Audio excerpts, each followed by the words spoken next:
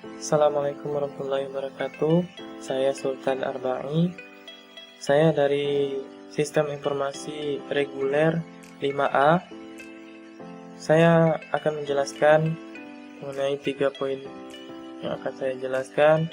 Poin yang pertama, kesimpulan dari materi penyebab atau masalah dan kebijakan pengembangan sistem informasi.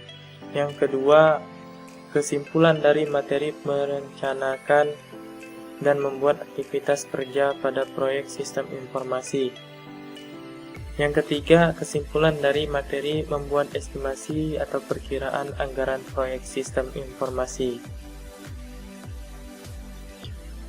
Langsung ke yang pertama, kesimpulan dari penyebab atau masalah dan kebijakan pengembangan sistem informasi ialah sebagai berikut. Ada 4 jenis proyek.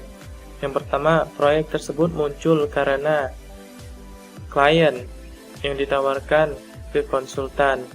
Biasanya proyek ini kecil. Yang kedua, adanya tawaran dana dari instansi atau lembaga tertentu. Biasanya instansi pemerintahan ataupun lembaga pendidikan. Yang ketiga, adanya tawaran lelang. Tawaran lelang biasanya proyeknya itu besar. Yang keempat, dari dalam perusahaan itu sendiri. Mengapa dilakukan pengembangan proyek? Karena banyaknya masalah. Contohnya, sistem lama tidak sesuai dengan kebutuhan, adanya perkembangan organisasi. Yang kedua, inginnya meningkatkan kesempatan usaha. Yang ketiga, adanya instruksi perubahan dari internal maupun eksternal. Dan yang keempat adalah berkembangnya teknologi. Lalu dalam mengatasi hal-hal tersebut, diperlukan kebijakan untuk mengembangkan sistem informasi yang dilakukan oleh manajemen puncak. Manajemen proyek sangatlah penting. Tanpa manajemen proyek yang baik, kemungkinan besar proyek akan mengalami kegagalan, over budget hingga lebih dari 50%, overtime hingga 200%. Namun, sebaliknya, jika manajemen proyeknya bagus, maka proyek tersebut dapat dikerjakan tepat waktu, on budget, sesuai dengan kebutuhan user, dan memberikan kembalian positif financial return. 3 hal yang harus diperhatikan yaitu anggaran. Adalah seberapa besar anggaran yang dibutuhkan untuk proyek nantinya. Penjadwalan, seberapa lama waktu yang diperlukan. Lalu mutu.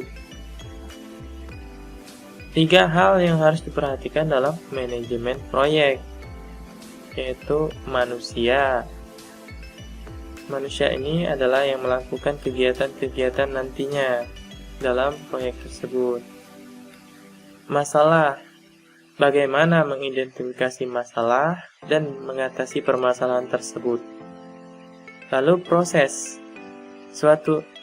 Proses ini ialah suatu kerangka kerja yang komprehensif terhadap perkembangan sistem yang akan dibangun nantinya.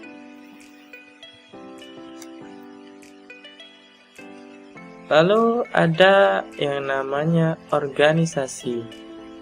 Organisasi ini ialah sistem yang saling mempengaruhi ataupun bekerja sama antara orang ataupun antar kelompok yang telah menyepakati tujuan tertentu.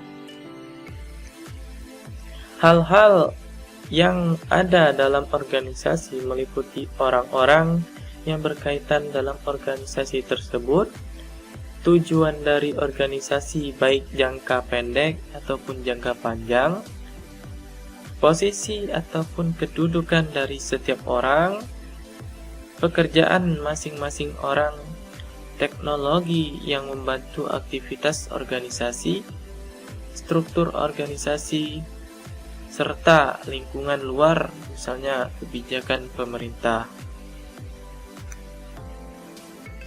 Tanpa adanya perencanaan sistem yang baik, pengembangan sistem tidak akan dapat berjalan sesuai dengan yang diharapkan. Lalu tanpa adanya kebijakan pengembangan sistem oleh manajemen puncak, maka pengembangan sistem tidak akan mendapat dukungan dari manajemen puncak. Adapun tahap perencanaan sistem, diantaranya 1. Merencanakan proyek sistem, meliputi hal-hal berupa mengkaji tujuan, perencanaan strategi dan taktik perusahaan, mengidentifikasi proyek-proyek, menetapkan sasaran proyek, menetapkan kendala proyek, menentukan prioritas proyek, membuat laporan perencanaan, meminta persetujuan manajemen.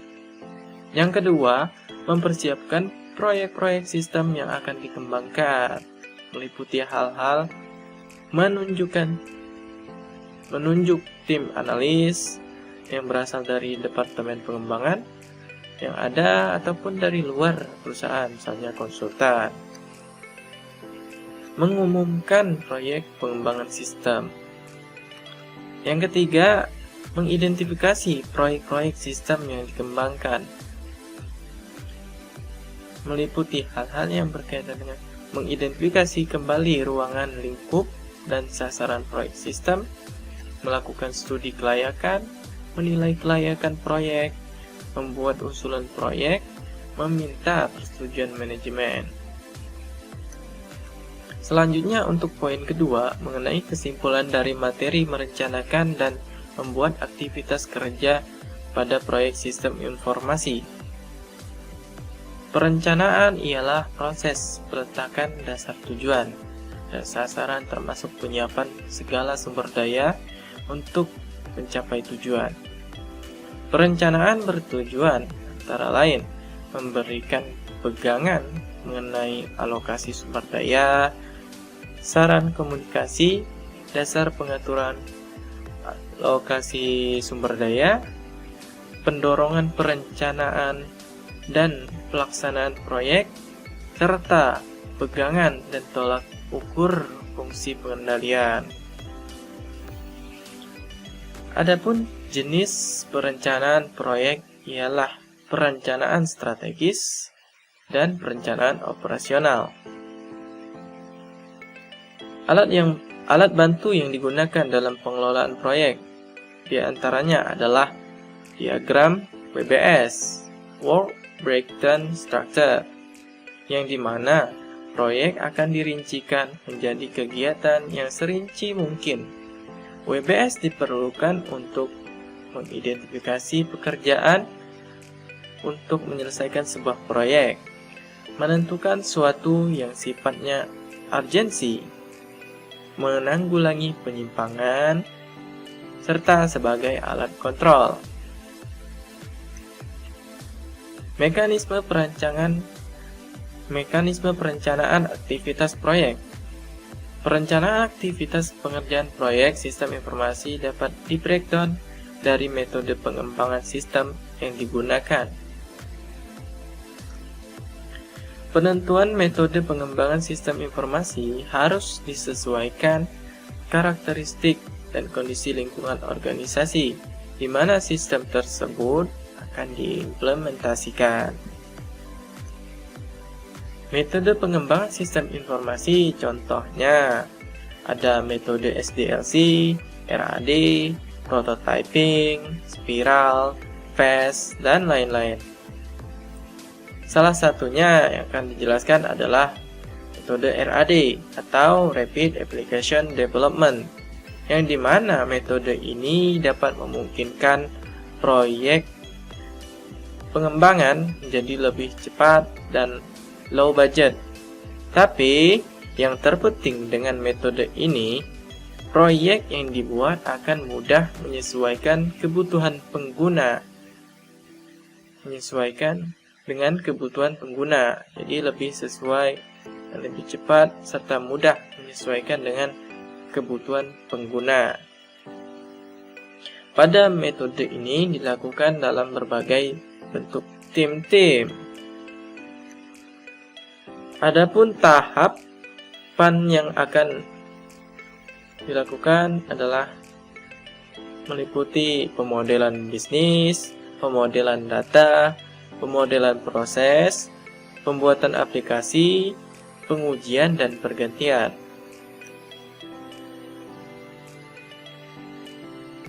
Kemudian untuk poin ketiga, kesimpulan dari materi membuat estimasi atau perkiraan anggaran proyek sistem informasi.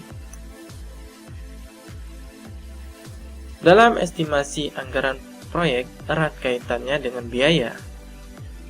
Biaya yaitu sumber daya yang meliputi orang, peralatan, dan material yang dikeluarkan dalam proyek. Umumnya diukur dalam satuan uang. Biaya proyek yaitu anggaran proyek yang terbatas dan perlu dikelola agar tidak over budget. Lalu, diperlukanlah manajemen biaya proyek untuk menjamin agar anggaran biaya tercukupi.